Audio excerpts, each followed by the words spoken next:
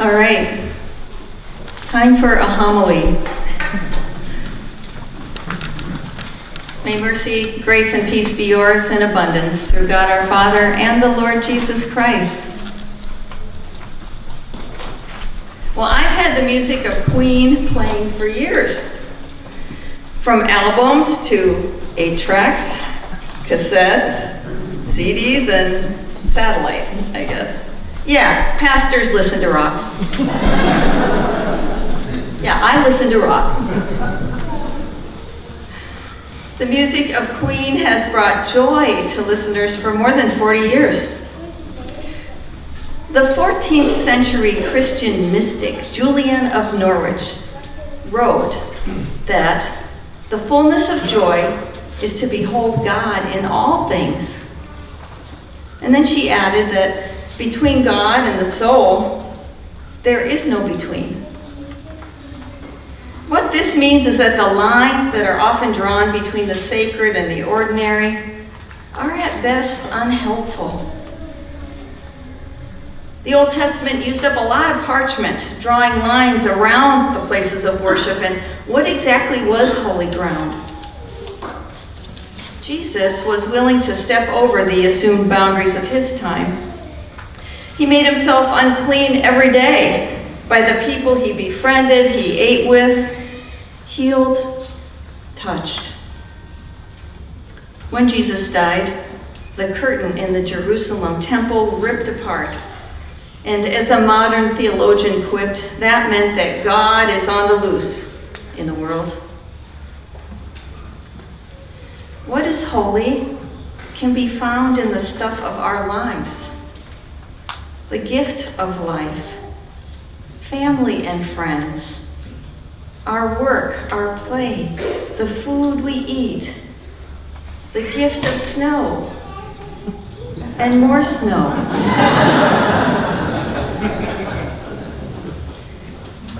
And the music of Queen. To behold God in these things is an opening to pass through the presumed categories of what is sacred and secular. Freddie, Roger, Brian, and John, they don't fit into neat categories.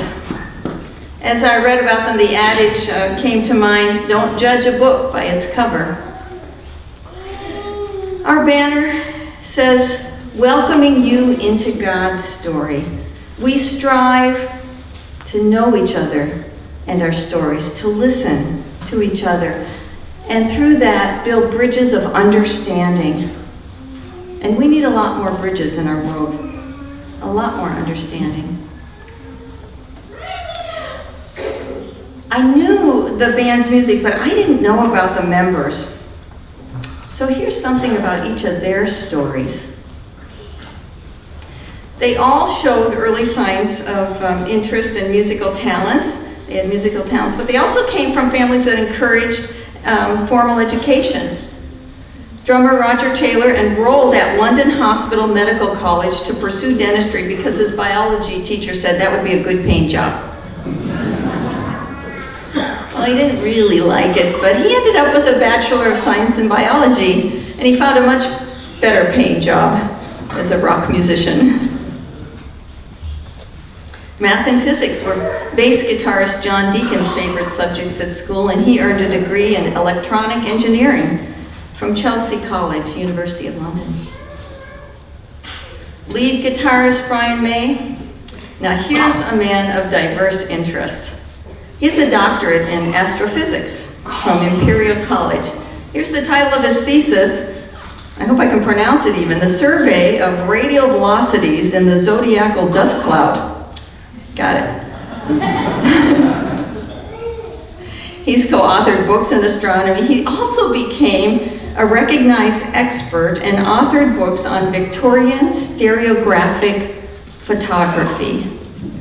Have you ever seen those kind of old-fashioned little, you put the little postcards in and they look like 3D? That's another interest of his. Lead singer Freddie Mercury earned a degree in arts and design from London's Ealing College of Arts. Skills he used to design that fabulous band's crest, Queen. Born Farouk Bulsara in Zanzibar, Tanzania, to parents who were Parsis, originally from India. He was born with 4 extra incisors giving him buck teeth, which he insisted throughout his whole life enhanced his vocal range. Freddie had an exotic look about him. He spent most of his childhood back in India attending St. Peter's boarding school where his musical talents could develop. But during a time of unrest in Tanzania, his family fled to London. There he faced prejudice as an immigrant. There's a scene in the movie where, as a young man, he's working as an airport baggage handler, and one of his coworkers calls him a slur, a Paki, misunderstanding that he was from Pakistan. He was so much more than anyone bothered to see, and he had a musical gift to give to the whole world, and thankfully he wouldn't quit. He changed his name. It was huge. Because his past didn't fit the course he was charting for his future, he was confident in his talent, and he pursued it with all his ambition to be a performer and a singer. Who he was never fit conventional categories. Part of searching for his identity was coming to the recognition that his orientation was towards same-gender relationships. And this wasn't accepted in the public eye.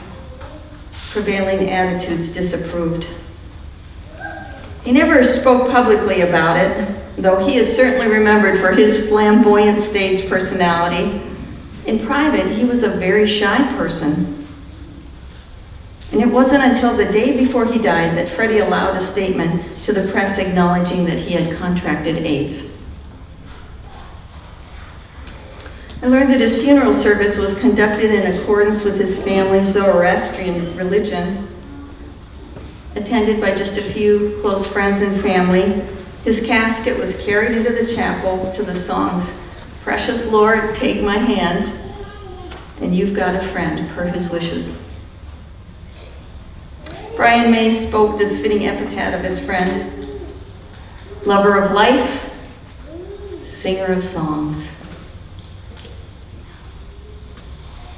After his death, some in the news expressed the attitude of the day that this was punishment for his lifestyle. Brian and Roger took the airways to defend him, to say how kind and generous a person he was.